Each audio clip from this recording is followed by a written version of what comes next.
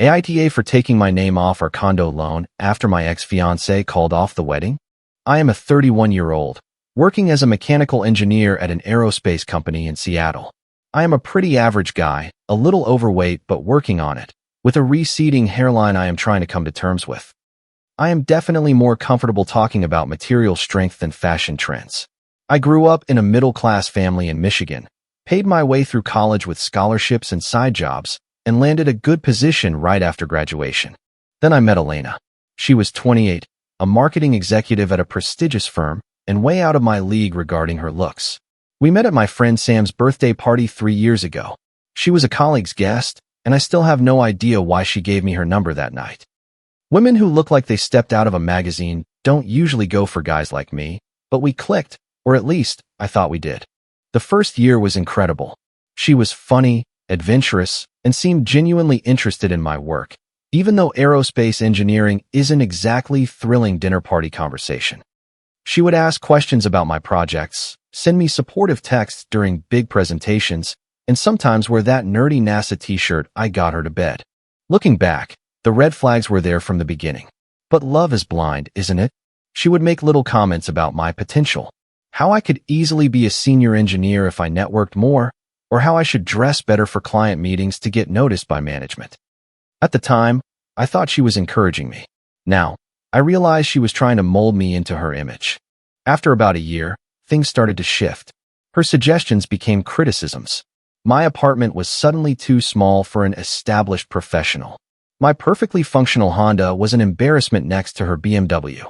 My friends were holding me back because they weren't ambitious enough. My brother, Marcus, who works in construction and has been my best friend since childhood, was gradually excluded from our outings because he was too blue-collar for her circle. But I was in love. So, I started to change. I bought more expensive clothes. I attended those pretentious networking parties. I laughed at her boss's unfunny jokes. I saw my brother less often. I even turned down a promotion in Chicago because she insisted we stay in Seattle, close to her family and her network. When I proposed after 2 years, she cried and said yes. Then she immediately started planning a wedding that cost more than my annual salary. It is an investment in our social capital, she would say when I brought up the budget. These connections will benefit both of us. So, I opened a special savings account and started funneling a portion of my extra bonuses into it. In the end, I had $22,500 saved just for the wedding deposits. Elena never contributed a dime, claiming she was saving for our future in other ways. I didn't question it because I was an idiot. 6 months before the wedding, she started pushing for us to buy a house. Not just any house, but a $785,000 townhouse in the most expensive part of Bellevue, where all her executive friends lived. David, we have to live in this neighborhood if we want to be taken seriously, she insisted, completely ignoring that the monthly payments would cripple me financially. But again, I agreed. Love makes you stupid. We signed preliminary paperwork with me as the primary borrower since I had better credit. She was already planning the renovations, had multiple Pinterest boards for every room, and had told her parents they would have a guest suite with a private bathroom when they visited from Portland. Everything was set. The wedding was in 4 months. The final closing on the house was a month after that. I was stressed about money, but I figured we would make it work. I remember sitting in front of an Excel spreadsheet one night, trying to figure out how I could afford the house, the wedding, and still survive. The numbers just didn't add up. Our combined income should have been enough, but Elena insisted we keep our finances separate until after the wedding. It is just simpler this way, she would say. But curiously, all the major expenses fell on me. That night, I tried to have a real conversation about money. I showed her my spreadsheet, explained my concerns, and suggested we look at a more affordable neighborhood. She looked at me like I had suggested we live in a cardboard box. David, do you want us to be successful or not? This neighborhood isn't just a house. It is about connections, opportunities, and being around people who will advance our careers. We can't afford it, I insisted, not unless you actually contribute to the loan. She let out a dramatic sigh. I told you, I am handling the wedding vendors and the honeymoon. And after we are married, I am up for a big promotion that will double my salary. We just need to project the right image until then. This promotion was news to me, but it gave me a sliver of hope. Maybe she was right.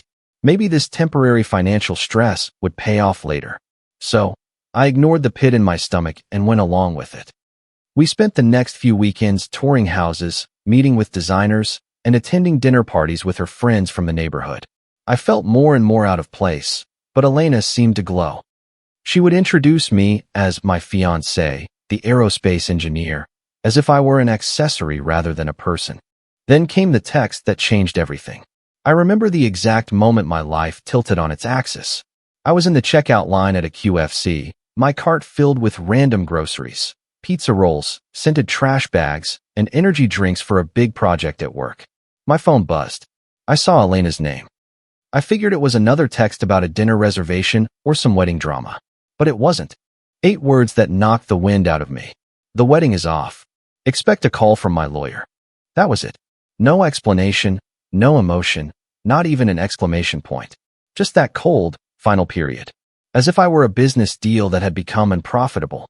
I just stood there, frozen. The cashier had to tell me twice that it was my turn. I paid in a daze, drove home in silence, and then just sat in my car for 15 minutes before going inside. The strangest part was that I didn't cry. I didn't yell. I just felt calm. The only thing I texted back was, "As you wish," a reference to the Princess Bride she probably wouldn't even get. But I knew what her text really meant. It wasn't just calling off the wedding. It was her way of saying, "Don't contact me. My lawyer will handle it." I was being discarded like yesterday's trash, and she thought she held all the cards. But she forgot one very important detail. Sitting on my couch, staring at her message, something clicked in my head. The mortgage, the wedding fund, the joint accounts we were just starting to set up, it was all still in process. Nothing was finalized. So, I made a decision. Before I even took off my coat, I opened my laptop, logged into the Chase Bank mortgage portal, and withdrew my application. It took exactly 3 clicks. And just like that, her dreams of the perfect Bellevue house collapsed. People might say that was petty. Maybe it was. But after 3 years of slowly erasing myself to become who she wanted me to be, after all the sacrifices I had made, it wasn't just about pettiness. It was about reclaiming a piece of my dignity. But I was not prepared for what came next. The next few hours were surreal. I expected my phone to blow up with calls and texts from Elena demanding an explanation, but there was nothing. The silence was, in a way, worse than a confrontation. It confirmed what I was starting to suspect. I had served my purpose, and now I was disposable. I barely slept that night. My mind was on a loop, replaying every moment of our relationship, searching for clues I might have missed. Was it something I said? Something I did? Had she been planning this all along? The questions piled up with no answers. The next morning, I forced myself to go to work, feeling like a zombie. My team lead took one look at me and asked if I was sick. I hesitated, then just said, "Elena broke up with me. She called off the wedding." The compassion in his eyes nearly broke me. "Take the week," he said gently. "The project will still be here when you get back." I nodded and drove home, stopping at the store for some comfort food. That is when I saw it. A bridal magazine with a model on the cover wearing the exact dress Elena had picked out. I just stood there in the checkout line, staring at it, feeling this strange sense of disconnection. Yesterday, I was going to marry that woman. Today, she was a stranger who had just torched my life over a text message. Back in my apartment, I started gathering Elena's things, the few clothes she kept at my place, her toiletries, a couple of books. It wasn't much, despite our 3 years together. And that is when it hit me. She had invested almost nothing physical in our relationship. Even her presence at my place was minimal. She always insisted we hang out at her apartment because it was nicer. Another red flag I had ignored. I put everything in a box, labeled it Elena's stuff, and set it by the door. Then I did something I had been putting off for months. I called my brother, Marcus. The conversation was short but comforting. He didn't say, "I told you so," even though he had never trusted Elena. He just said, "I am on my way. I am bringing pizza." That night, talking with my brother, I felt a strange mix of devastation and relief. The devastation was obvious. My future had just exploded. But the relief, it took me a while to understand it. It was like I had been holding my breath for 3 years, contorting myself to fit into Elena's mold, and now I could finally breathe. Less than 48 hours after her text, I was sitting on my couch eating those same pizza rolls when my phone rang. It was an unknown number. I let it go to voicemail. I didn't have the energy. A minute later, a voicemail popped up. Hello, this is Sarah Jenkins, attorney for Ms. Elena Rivera. We are urgently requesting a callback regarding your mortgage withdrawal, as this action may constitute a breach of contract or financial interference. Please contact us immediately. I almost laughed. Urgently. Suddenly, her lawyer wasn't so cold and professional. Funny how things change when money gets involved. I didn't call back. I waited. And sure enough, more calls followed, then increasingly desperate emails. She didn't think I would retaliate. Elena, true to form, probably imagined I would be a heartbroken mess, maybe even begging her to come back. But no, I was just done. The next day, I got a call from our mutual friend, Sam. He sounded awkward. Dude, did you really pull out of the house deal? Yeah.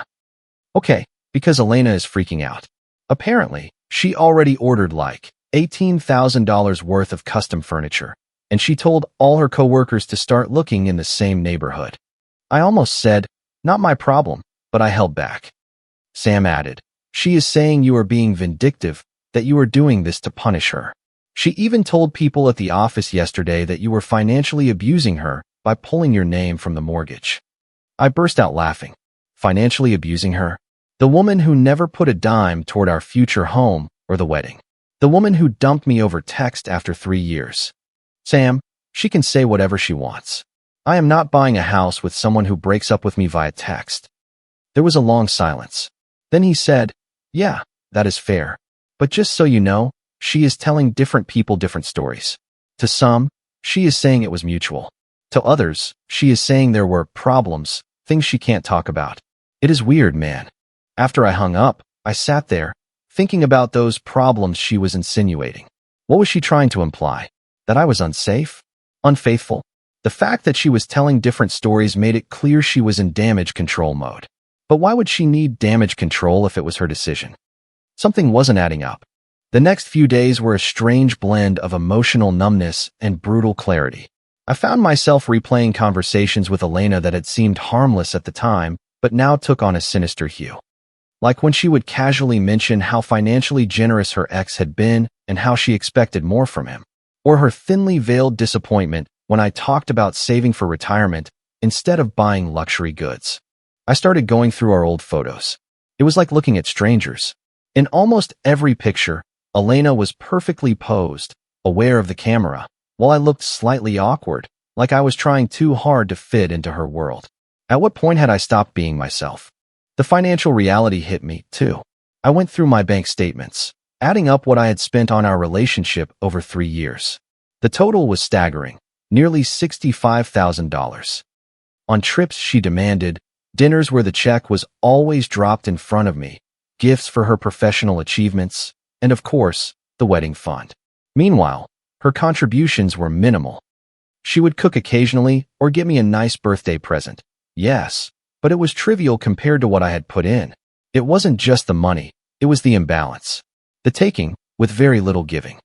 I had been so blinded by what I thought was love that I hadn't seen how one-sided our relationship truly was. A week after the text, I finally forced myself to start canceling the wedding vendors. Every call was painful. I lost a few deposits. One of the hardest was the small, family-owned bakery that was making our cake. The owner, an older woman who had seemed so genuinely excited for us, sounded so disappointed. You two seemed so in love, she said softly. I thought so, too, was all I could manage to say. After the last call, I poured myself a coffee and sat on my balcony, watching the Seattle rain fall. For the first time since the text, I felt tears welling up.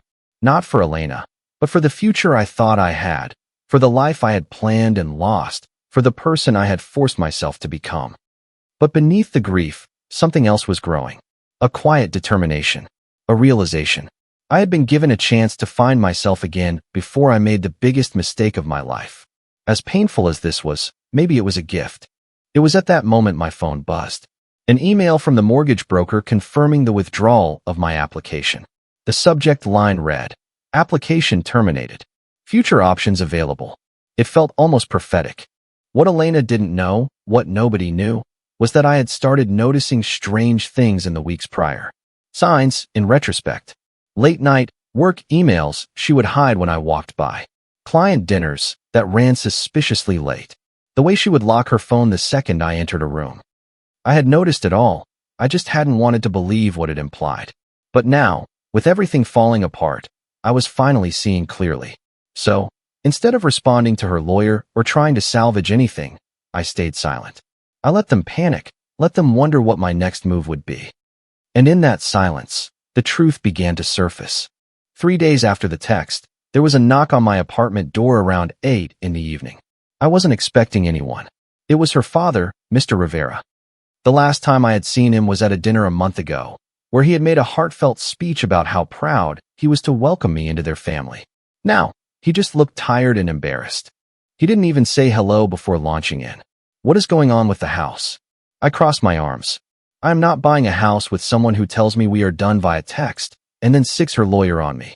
Are you here as her representative? His eyes dropped. No, I am here because she is not giving us a straight story. 1 minute, she says the wedding is off.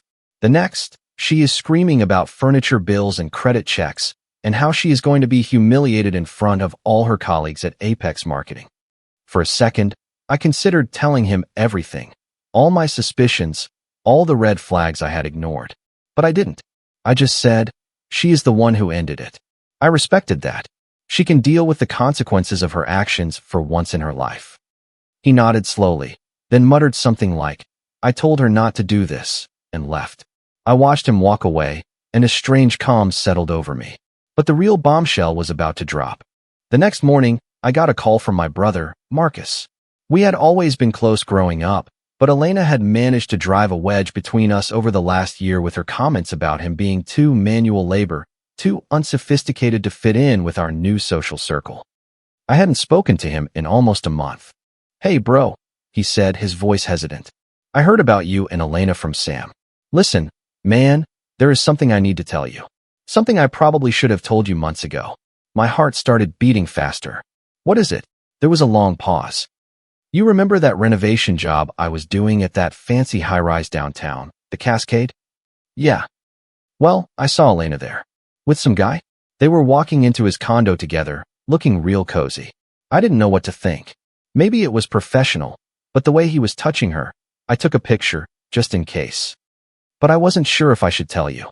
I didn't want to start trouble if I was wrong. He sent me the photo while we were still on the phone.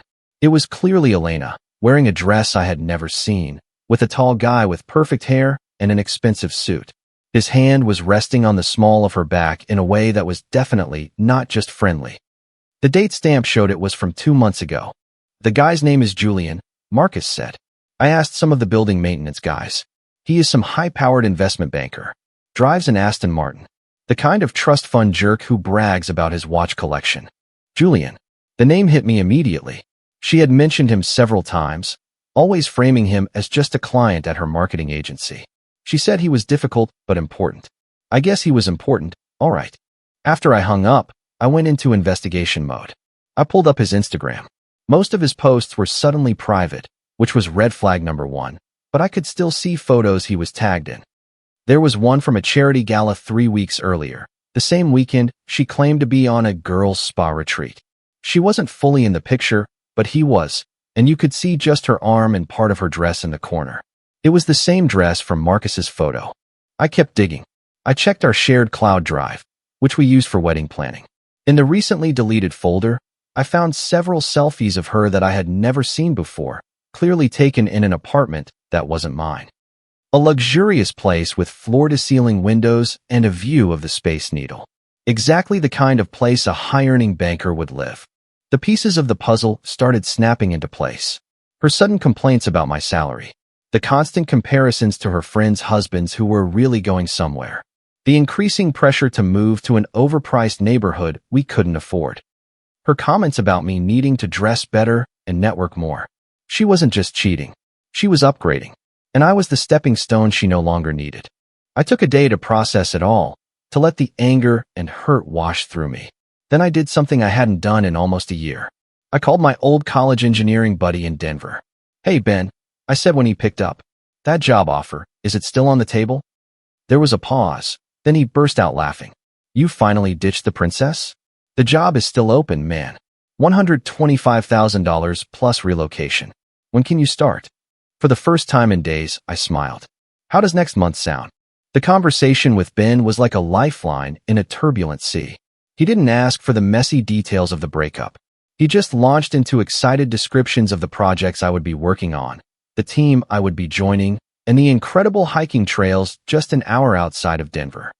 It was exactly what I needed, a glimpse of a future that had nothing to do with Elena or the life I had been trying to build with her. After I hung up, I felt energized for the first time in days. I pulled out a notepad and started making lists. Things I needed to do to leave Seattle, items to pack or sell, people to notify. It felt good to be moving forward, to have a concrete plan that was entirely my own. That night, I finally let myself truly think about the implications of what I had discovered. Elena hadn't just cheated. She had been methodically building a plan B, a better option in her eyes, all while pushing me to commit to a financial investment that would have ruined me if she had gotten her way. It was the premeditation that hurt the most. I wondered how long she had been seeing this Julian guy, if she was with him even before she accepted my proposal. Had our entire engagement been a sham, a practical arrangement until something better came along? The questions made me sick to my stomach. I didn't sleep at all that night. Instead, I scrolled back through our entire text history, looking for clues. They were there, scattered throughout seemingly innocuous messages, late-night meetings that coincided with dates on Instagram, photos of events I wasn't invited to, last-minute cancellations due to work emergencies, and increasingly frequent criticisms of my lifestyle, my financial choices, even my hobbies. By morning, I was exhausted but clear-headed. I drafted a formal email to my landlord giving my notice. I applied for a Colorado driver's license online. I sent emails to the few friends I had managed to keep despite Elena's disapproval, letting them know I was moving. Every action was another step away from the mess she had left behind, another piece of my independence reclaimed. But even as I moved forward, Elena still loomed like a ghost. Her lawyer sent another email, more demanding than the first, claiming I had a legal and moral obligation regarding the house purchase. I forwarded it to a lawyer friend without responding. Her father's words, "I told her not to do this," kept replaying in my mind. What exactly had he warned her against? The breakup, or the way she had done it? It was becoming clear that Elena's carefully constructed image was starting to crack under the pressure. And I had a feeling the revelation of her affair with Julian wasn't the only secret about to come out. Just when I thought things couldn't get any more dramatic, my bank called the next morning. Not an automated message, but a live fraud prevention agent. Apparently, someone had tried to withdraw the entire $22,500 from our joint wedding savings account at 11:37 at night the previous day. The transaction had been flagged as suspicious because it was an attempt to wire the full amount to a private account in Elena's name only. I immediately had them freeze the account and requested the recent access logs. While I was still on the phone with the bank employee, a new email came through. The subject line read, "Urgent, regarding wedding funds." It was from Sarah Jenkins, Elena's lawyer. "Mr. Miller, my client is concerned about the funds held in the joint savings account designated for your now-canceled wedding. As she has made several deposits into this account and paid various vendors directly from it, she feels she is entitled to recoup a significant portion."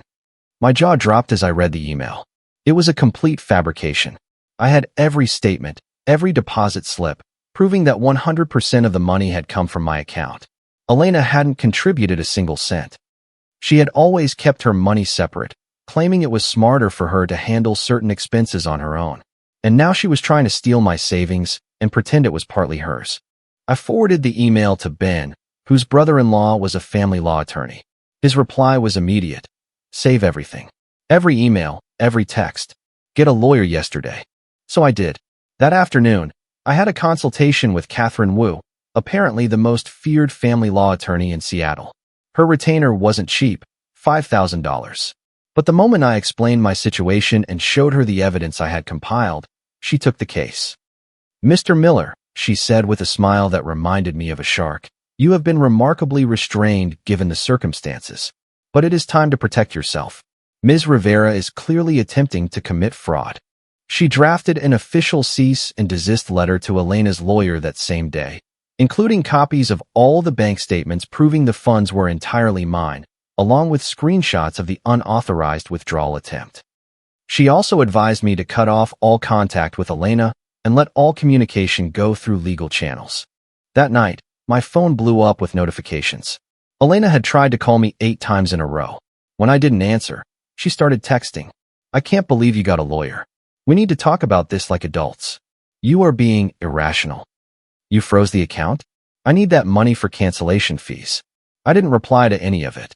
I forwarded everything to Catherine and blocked Elena's number. The next morning, Sam called again. He sounded stressed. "Dude, Elena came into the office today completely unhinged. She was telling everyone you were trying to bankrupt her, that you are withholding her money, and the vendors are threatening to sue her." "Interesting," I said calmly, "seeing as I have proof I paid for everything and she contributed nothing." "Yeah, but that is not all," Sam added, his voice low. "She is also telling people you were controlling, that is why she had to end things so abruptly, that you monitored her spending and were isolating her from her friends." My blood ran cold. She was trying to paint me as the abuser. She, who had controlled every aspect of our relationship, who criticized my friends, who had pushed my family away. "Sam, you have known me for years. Do you believe that?" "Of course not, man. But the people at her office don't know you like I do. And Elena can be very convincing." After I hung up, I forwarded all this new information to Catherine. Her reply was immediate. "We are shifting strategy. We need character statements from your loved ones about her behavior, and we need to get ahead of these false accusations before they spread." The next 48 hours were a whirlwind of legal prep. Catherine had me get character statements about Elena's controlling behavior. My brother provided a sworn affidavit about what he had seen with Julian.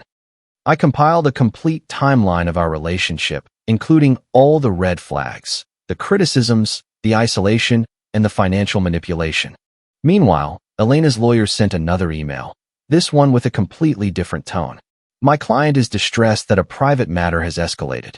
She is willing to waive any claim on the joint account if you are willing to assist with the townhouse situation." Elena had realized she had been caught in a lie about the money and was now trying to use it as leverage for the house. Catherine's response was beautiful in its simplicity. "My client possesses evidence of Ms. Rivera's attempted fraud, her unauthorized attempt to access funds that were exclusively his, and her defamation of his character to mutual acquaintances.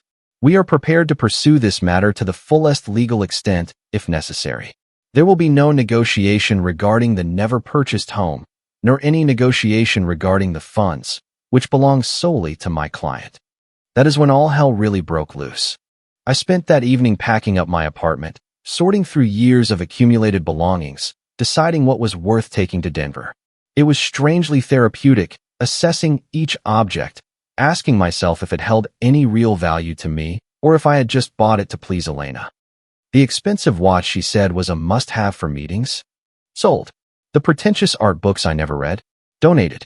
My beloved collection of sci-fi novels that Elena had relegated to a closet because they were childish.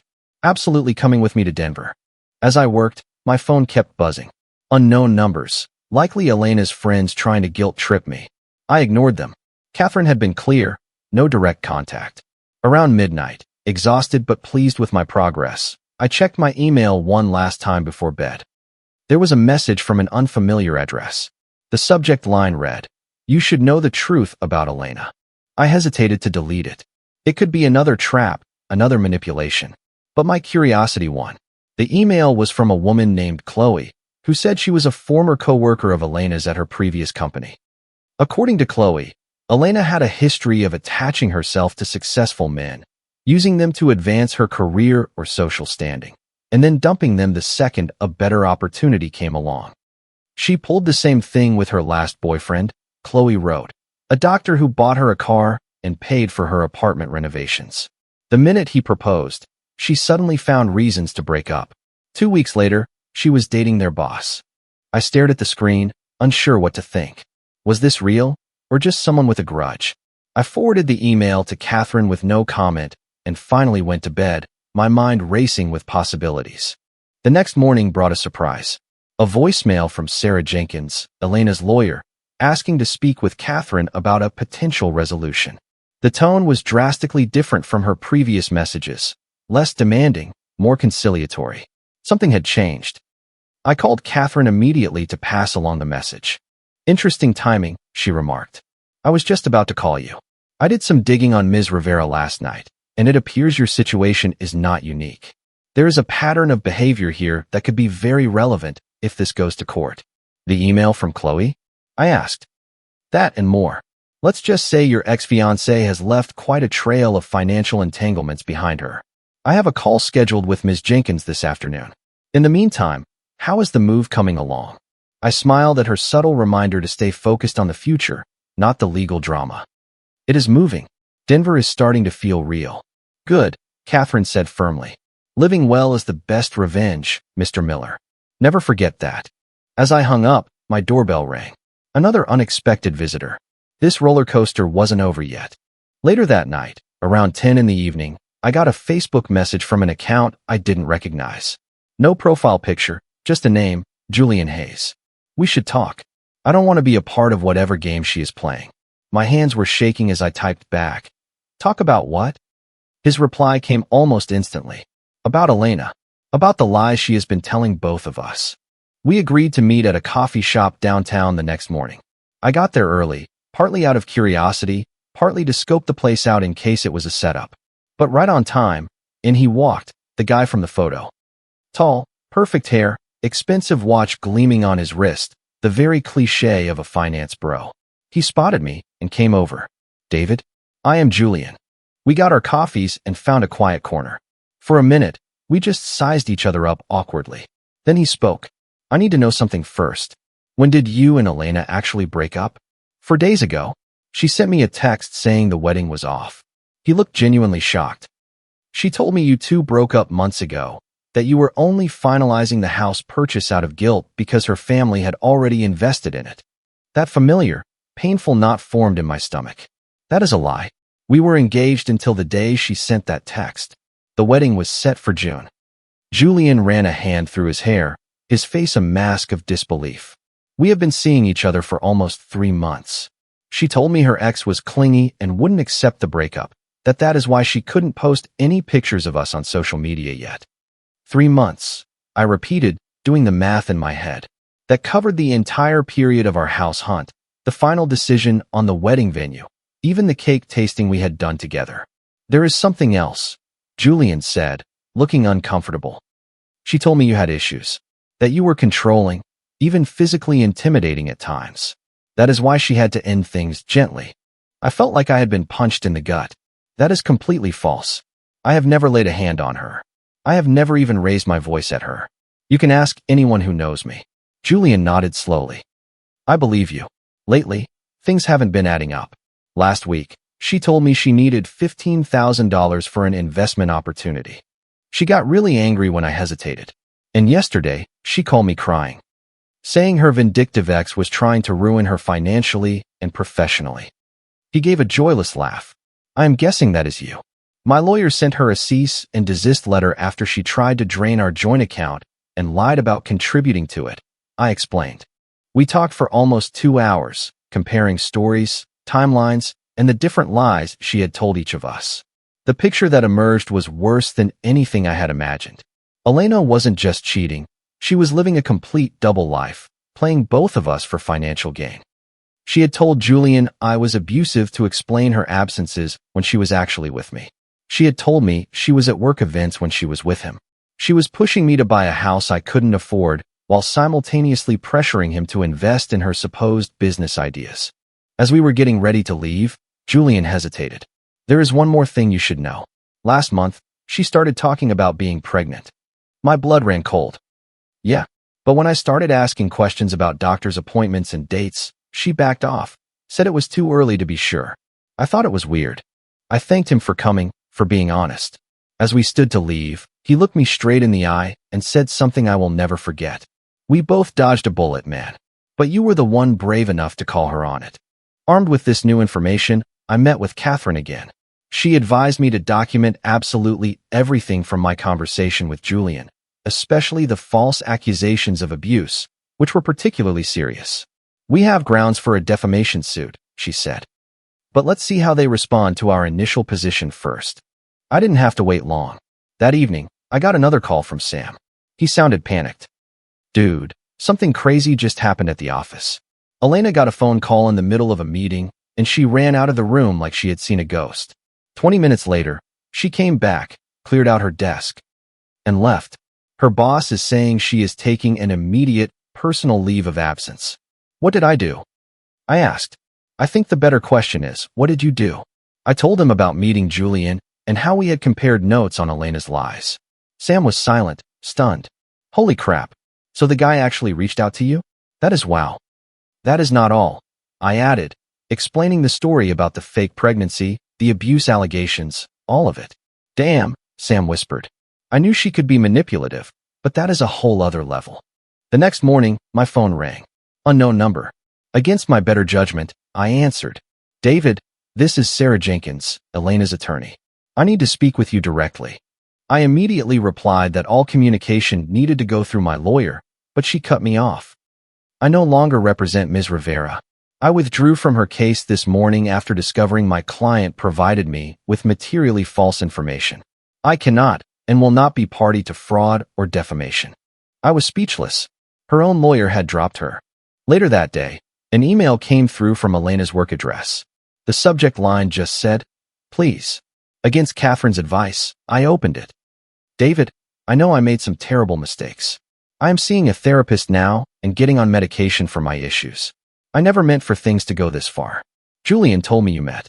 I know what it looks like, but it wasn't like that. I was confused and scared about our future. Please, don't press any charges. My parents are devastated. My job is on the line. I will do anything to make it right. I didn't reply. I just forwarded the message to Catherine with a single note. I think she is finally starting to understand that actions have consequences. The final communication came a week later. Not from Elena, but from her father. He asked to meet me at a small park near my apartment. Against my instincts, I agreed. Mr. Rivera looked like he had aged 10 years in 2 weeks. The confident businessman was gone, replaced by a worried father with dark circles under his eyes. David, he began, his voice rough. First, I am so sorry. Elena, she is not well. She has been diagnosed with some serious issues. That is not an excuse for what she did to you. But I want you to know that the person you thought you knew, a large part of that wasn't real. He explained that Elena had struggled with mental health problems since college, but had always refused treatment. And the perfect image she projected was a mask that had required more and more effort to maintain. We have convinced her to check into a residential treatment program, he said. It is the only way forward. But before she left, she asked me to give you this. He handed me a sealed envelope. Inside was a cashier's check for $22,500, the exact amount of the wedding fund, along with a handwritten note. I am sorry for the pain I caused you.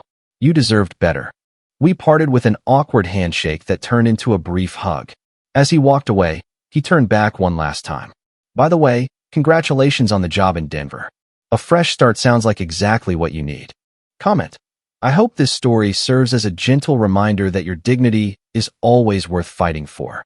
Trusting your intuition is not about being paranoid, but about honoring your safety and peace of mind. True love never asks you to erase who you are or destroy your future just to maintain a perfect image. Setting firm boundaries is an act of self-love, even when it feels incredibly difficult to walk away. Sometimes the most painful endings are disguised as new beginnings that lead us back to ourselves. Integrity is quiet, but it speaks loudly when the truth finally comes to light. You do not need revenge, because living a healthy and authentic life is the strongest response to those who hurt you. Healing takes time, yet it is possible to rebuild a life that is even stronger and more beautiful than before. Always choose the path that brings you peace, not the one that only looks good to the world. Thank you for being here with me today, and may you find the courage to prioritize your well-being. If you like the stories, don't forget to leave a comment and support the channel by subscribing. See you in the upcoming stories.